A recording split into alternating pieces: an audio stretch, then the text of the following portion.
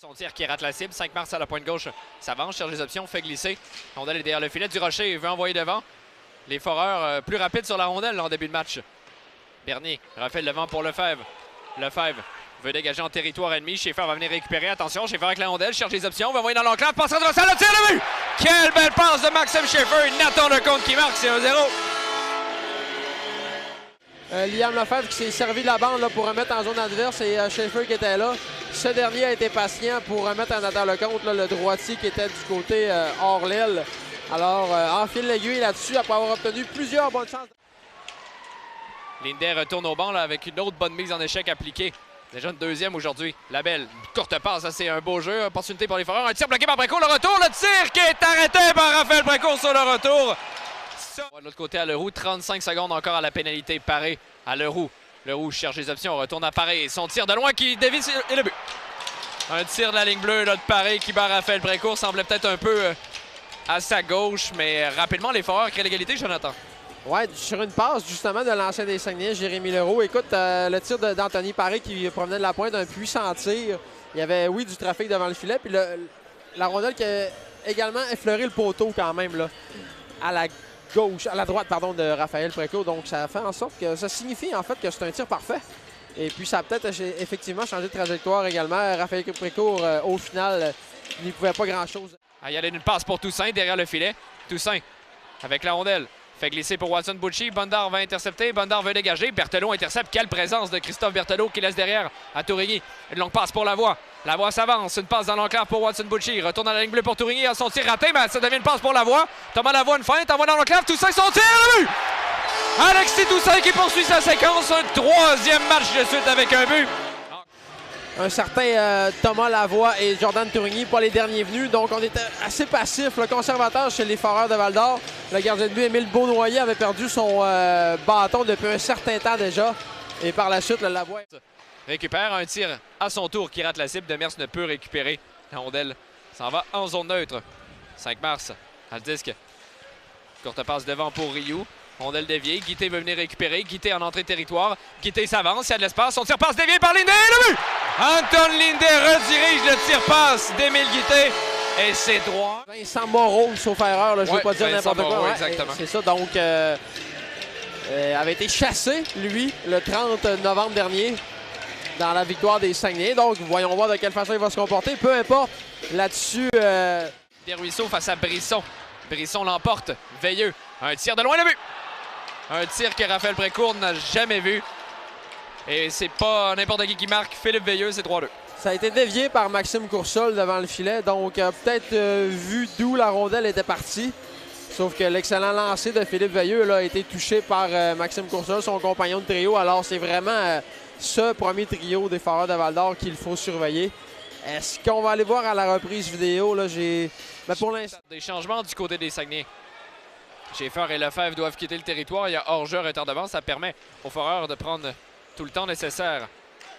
Du Rocher dégage en territoire des Saguenay. Boulans avec la rondelle veut relancer l'attaque. Il va d'une passe pour Lefebvre. Lefebvre, une belle passe pour Lecomte. Attention, il y a de l'espace. Lecomte, son tir, le but! Le deuxième de Nathan Lecomte. Un tir parfait. C'est 4-2.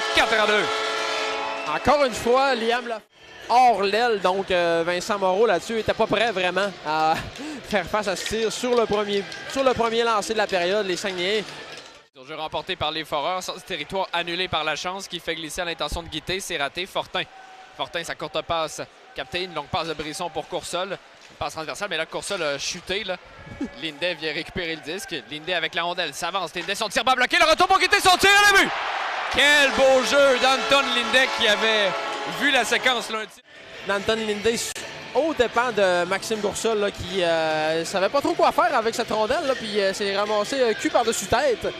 Donc, Lindet a récupéré cette rondelle, un tir là, qui était pas du tout maîtrisé. Demers à l'autre bout, Wang vient récupérer.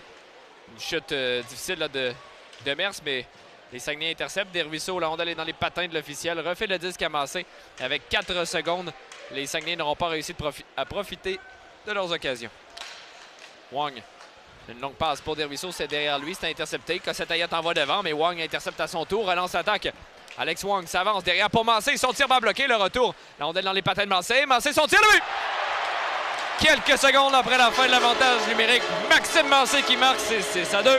Qu'est-ce qu'on fait? Est-ce qu'on serait porté de renvoyer Émile Beaunoyer? Je ne sais pas trop, mais Vincent Moreau là-dessus, qui a été battu côté bloqueur, il n'y avait rien à faire là-dessus. Maxime Massé était dans une classe à part là-dessus. Un excellent lancer. Et il n'y avait pas... Des Wildcats de Moncton ont été aperçus dans la place. Donc, la belle visite pour assister à ce match. Ouais. La chance avec le disque, une longue passe pour Lavoie. Lavoie garde le disque. À la chance pour Schaeffer. Schaeffer avec le disque, une passe dans l'enclave. Rondelle qui dévie. Lefebvre tente une passe pour Schaeffer. Devant le filet pour Lecomte. Il va le tirer le but! Complète son tour du chapeau de Nathan Lecomte. C'est l'heure des cascades. C'est 7-2. À la pénalité de Benjamin Cossette-Ayotte. Encore une fois là-dessus, c'est Liam Lefebvre là, qui a réalisé un très gros jeu là, en fond de territoire. A conservé la rondelle down low, comme on dit, là, bas dans le territoire derrière le but là, des Foreurs. Puis par la suite, c'était une superbe passe du... Derrière à Lecomte en entrée de territoire. Lecomte à Lefebvre. Lefebvre, une belle feinte. Garde le disque. Va envoyer devant pour Schaeffer. Schaeffer à Lefebvre. Lefebvre. Une longue passe pour Tourigny, tout près de la ligne bleue.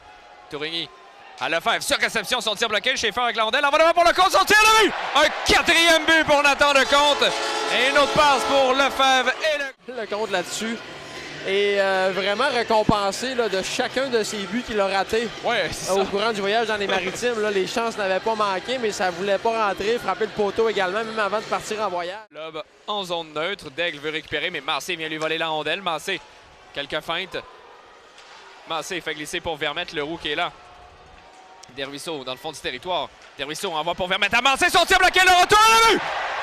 Quelle belle pièce de jeu exécutée par les trois joueurs du premier trio. C'est 9-2, deuxième de Massé. On voit de toutes les couleurs présentement. Très belle séquence là-dessus. Alors peut-être que les Saguenayens, là, il y avait une demande spéciale là, de... Je vais taire son identité, là, mais il y avait un partisan anonyme. Frappe le poteau. Un tir puissant de Veilleux. Frappe le poteau. Coursol fait glisser. On de la bande. On veut reprendre du côté de Schaeffer. Applique un bon double échec aux dépens d'Aigle. Coursol va envoyer à Veilleux. Son tir bloqué. La rondelle qui glisse et après court le but. Et cette fois-ci, la rondelle a échappé à Raphaël Précourt. C'est Philippe Veilleux qui marque. C'est 9-3. Alors que Xavier Daigle était sur son ancien coéquipier. Ouais, exactement. Alors les Foreurs qui vont marquer un troisième but sur le 19 lancé. On doit demeurer quand même vigilant chez les Saguenayens. Limiter là, limiter l'aspect offensif à cette rencontre finalement. Le premier trio, hein, encore une fois, qui d'autre que pour les Foreurs là, qui va enfiler l'aiguille. On était un petit peu passif là, Alonso Gosselin qui a été surpris en fond de territoire et par la suite, c'est Coursol qui a envoyé cette rondelle devant le filet. Et la rondelle a rebondi. Ça pourrait très bien arriver. Il reste une vingtaine de matchs environ. Ils ont déjà remporté Massé sur réception. Un tir bloqué. Rio a le disque.